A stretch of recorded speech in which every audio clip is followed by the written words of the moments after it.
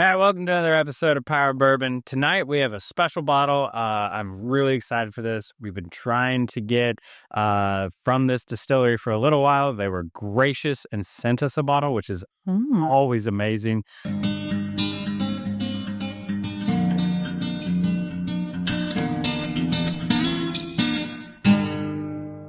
There are two distilleries out of Columbus, Ohio that I've been trying to get bottles from, but they don't ship very widely.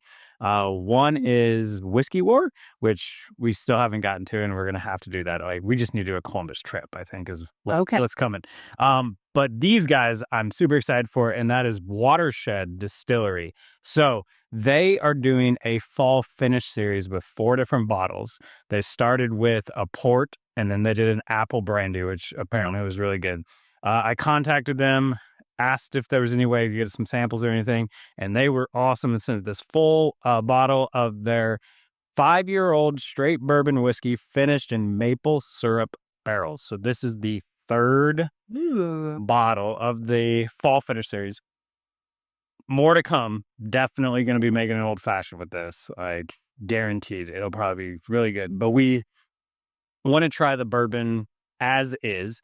It is $79.99. Cool thing that I learned from them is if you call them at the distillery, the bottle shop, you can buy it over the phone. Because it's Ohio, they can't ship, but they will hold the bottle indefinitely until you go there and pick it up. So if there is something that they release that's just like, I really need this, give them a call, see if they have it, and then they might sell it to you and hold it for you, which, like, now that I know that, that's a little dangerous. But hey, oh well. Yeah. So these guys are out of Columbus, Ohio. They are, according to their little press release they sent us, they're the #1 distillery in Ohio as far as volume and everything like that. They're small, they're craft, everything like that. But like I said, I've heard some good things about them, so I'm excited to try this. Okay. Yep. So this is the finished one. You still have not tried just a regular bourbon. No, I've not tried the regular. Okay. Yeah. All right.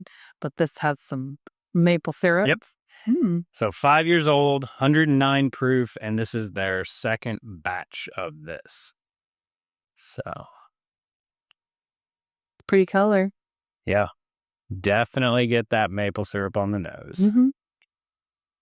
But other than that, it's really light. Yeah, there's a little bit of oak. Yeah.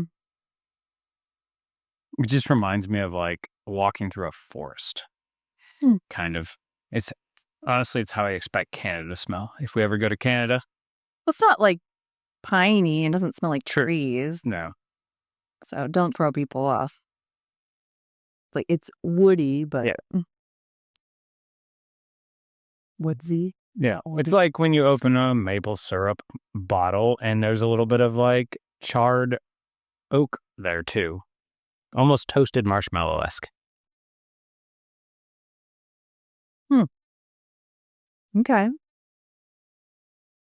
Oh, will burn on the tongue for me. But it mellows out. Yeah. And then I get the flavors, but definitely up front a little harsh. So I definitely get toasted marshmallow like all the way through. Really? I get more just honey. Hold on. Yeah. Honey, a syrup honey. Not quite maple syrup. It's a bit lighter than that. Yeah, it's super sweet. Without a doubt. It does not hide the fact that it's using a finishing barrel or anything like that. You would not think this is just a straight bourbon. But yeah, definitely extra honey. The maple syrupy, and I would say that even adds some viscosity to it because I definitely feel like it coats the mouth. But yes, there is definitely an ethanol note in it too. Well, I'm getting something tart, like a little lemony too. Okay. A little sour kind of citrus thing. I'd say like a green apple. Is kind of what I get. Yeah, but definitely something tart. There's something that has a little sour patchy kid thing going on. Yeah. No, it's interesting. I like The best way I can describe it is to give it like where I would put it compared to other bourbons we've tried and everything like that. Is very similar to some of the Starlight finishes we've had. Yeah. Um, but the one thing I'll say is a lot of the Starlight stuff has a very grainy note to it, and this does not have any Yeah. grain No. notes whatsoever. Uh, Mhm. so yeah, so I don't know. I kind of like it. I think it would definitely be probably the best in like an old fashioned or some cocktails and things like that. So we'll have to play around with that. But that's also just because I'm not going to just sit and sip finished. Yeah, finish is always a little hard because usually it has some strong flavors and it is good in an old fashioned. You have something a little more bourbon forward. But with distinct flavors, it's hard to sit and like sip all thing of one particular flavor. Yeah, like this is not one that you're gonna like sip multiple pours of because it is super sweet and syrupy. Um, yeah, I'm gonna keep saying it. I think it is going to go amazing in a cocktail because I think it's sweet enough. You might not even need like a simple syrup in the cocktail. I think this could cover that whole thing. You know what this would be good with? Hmm. A cider hot toddy. Ooh, yeah. Put out some hot apple cider and some of this. Yep. Because I'm getting some cinnamon notes on the back. Yeah. A little bit of spice.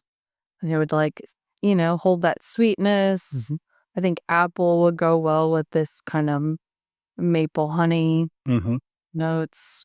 Little cinnamon clove. Yeah, just heat up your apple cider. Add a ounce or two of this. Put a cinnamon stick in. Here you go. Sit out on your porch and drink your hot cider toddy. Yeah, no, I think absolutely right. I think that would be a really good one. So I think it's great. I think it's well worth the price. It's a smaller distillery, so it's gonna be a little bit more expensive because they don't do as much. It's finished in something.